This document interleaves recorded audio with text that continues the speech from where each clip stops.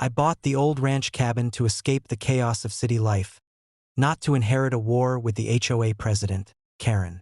The cabin sits on 40 acres of quiet land, tucked deep into the hills of northern Arizona. It's off-grid, solar-powered, and home to a few things I treasure: peace, my rescue dogs, and my bees. Yes, I keep bees. 3 full hives, carefully maintained and fenced off behind the cabin. They're docile until they're not, and they have become an unexpected asset in my fight for solitude. When I first moved in, Karen showed up with a clipboard, introducing herself as the unofficial overseer of the nearby subdivision HOA. I politely told her I wasn't part of the HOA. My land was private and unincorporated. That didn't sit well.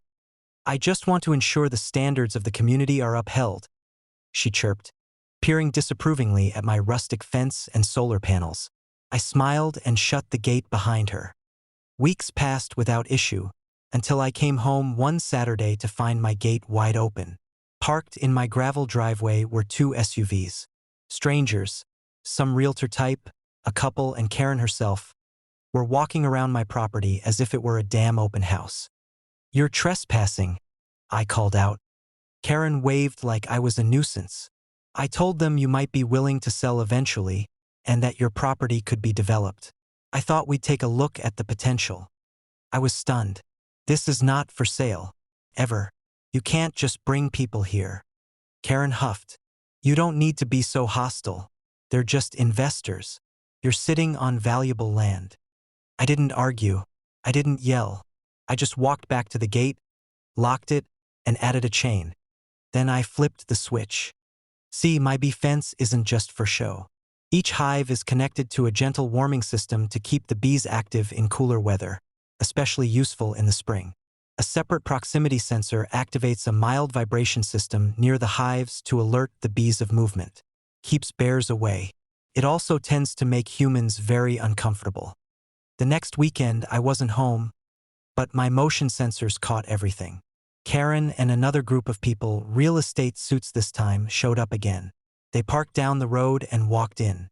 The video shows Karen trying to get them closer to the view, which meant walking right past the bee enclosure.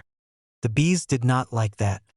They didn't swarm exactly, but they buzzed in thick clouds, enough to cause panic.